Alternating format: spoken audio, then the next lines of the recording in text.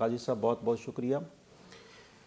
میں قبلہ پروفیسر صاحب کی بات سے ہی آغاز کروں گا۔ انہوں نے شروع میں بڑی خوبصورت بات کہی تھی کہ یہ ہماری جو ممدوح شخصیت ہے، یہ وہ شخصیت ہیں کہ جن کا نام زبان پر آ جائے تو روح کو تازگی اور راحت محسوس ہوتی ہے۔ ایسا ہی ہے۔ آج کے زمانے میں ضرورت اس بات کی ہے کہ ہم اپنے اس پروگرام کے ذریعے لوگوں کو بتا سکیں کہ یہ اتنی اعلیٰ شخصیت ہیں کہ ہمیں چاہیے کہ ان کی شخصیت کا مطالعہ کریں، ان کی سیرت کا مطالعہ کریں اور ان کی تعلیمات کا مطالعہ کریں۔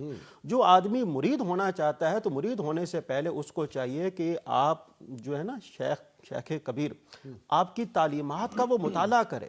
دیکھا جائے نا، آپ کی تعلیمات کے اندر ہمیں 3 چیزیں جو ہیں وہ بڑی واضح دکھائی دیتی ہیں۔ دیکھیں، ہر اہل ایمان جو ہے وہ اس بات کا اس کا یہ ہوتا ہے، تقاضا ہوتا ہے کہ اس کا تعلق اللہ کے ساتھ مضبوط ہو۔ دوسرے نمبر پر وہ یہ چاہتا ہے کہ اس کا تعلق اللہ کے پیارے رسول کے ساتھ مضبوط ہو۔ تیسرے نمبر پر وہ یہ چاہتا ہے کہ اس کا تعلق اللہ کے پیارے رسول کی آل کے ساتھ مضبوط ہو۔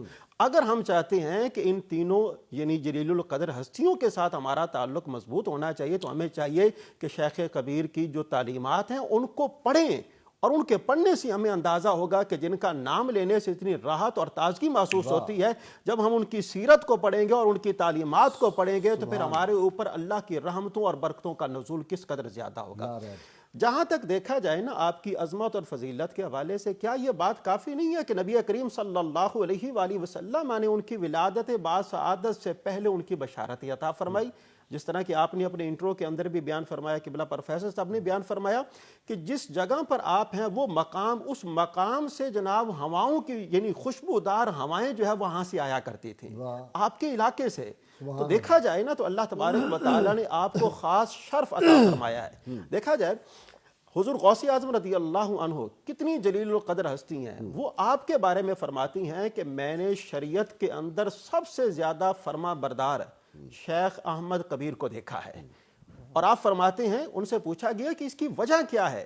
حضور غوث اعظم جو ہے اس کی وجہ بیان فرماتے ہیں، وہ اللہ کے ہو گئے اور اللہ ان کا ہو گیا۔ سبحان اللہ۔ اب یہ کتنا بڑا جملہ ہے۔ آج کے زمانے کے اندر دیکھا جائے نا، ہمیں چاہیے کہ ہمارے تمام جو معاملات ہیں ان کا مرکز اور محور اللہ اور اس کے رسول کی ذات بابرکات ہونی چاہیے۔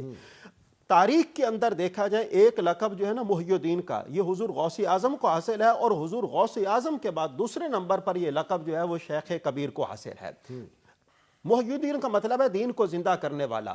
آپ نے نہ صرف یہ کہ دین کی تعلیمات کو زندہ کیا، سنت مبارکہ کو زندہ کیا، نبی کریم کی تعلیمات کی عملی مثالیں لوگوں کے سامنے پیش کی اور ان مثالوں کو لوگوں پر نافذ بھی کیا۔ اور دیکھا جائے نبی کریم صلی اللہ علیہ وآلہ وسلم کا یہ فرمان ہے اور آپ نے اس فرمان پر عمل کیا ہے۔ نبی کریم صلی اللہ علیہ وآلہ وسلم کا فرمان ہے کہ اللہ تبارک و تعالیٰ میرے خلفاء پر رحم فرمائے۔ آپ نے یہ جملہ 3 بار فرمایا۔ صحابہ کرام نے عرض کیا، یا رسول اللہ ان خلفاء سے مراد کیا ہے؟ تو اللہ کے پیارے رسول نے فرمایا، ان خلفاء سے مراد یہ ہے کہ جو میری سنتوں کو زندہ کرتے ہیں اور میری سنتوں کی آگے لوگوں کو تعلیم دیتے ہیں، میری مراد اس سے وہ خلفاء ہے۔ اور شیخ کبیر کو دیکھا جائے، آپ نے نبی کریم صلی اللہ علیہ وآلہ وسلم کی سنتوں کو زندہ بھی کیا ہے اور ان کی تعلیمات جو ہے وہ آگے دیا۔ آج کے زمانے میں دیکھا جائے نا، آپ نے اپنے انٹرو کے اندر بھی اس بات کو بیان کیا، لوگوں کے پاس تھوڑا سا مقام اور منصب آ جائے نا تو وہ ان سے برداشت نہیں ہوتا۔ اب یہاں پر دیکھا جائے ان کے حسب و نسب کو دیکھا جائے، حسینی سید ہیں، کریم الطرفین ہیں، اور جناب اتنے بڑے اعلیٰ مقام کے باوجود لوگوں کے ساتھ ان کا تعلق یہ ہے۔ آپ سے پوچھا گیا کہ آپ کو اتنا بڑا مقام ملا کیسے ہے؟ تو آپ فرماتے ہیں مجھے اتنا بڑا مقام جو ہے وہ آج اور ان کی ساری کی بدولت اور مخلوق کے خدا پر شفقت کی بدولت ملا ہے۔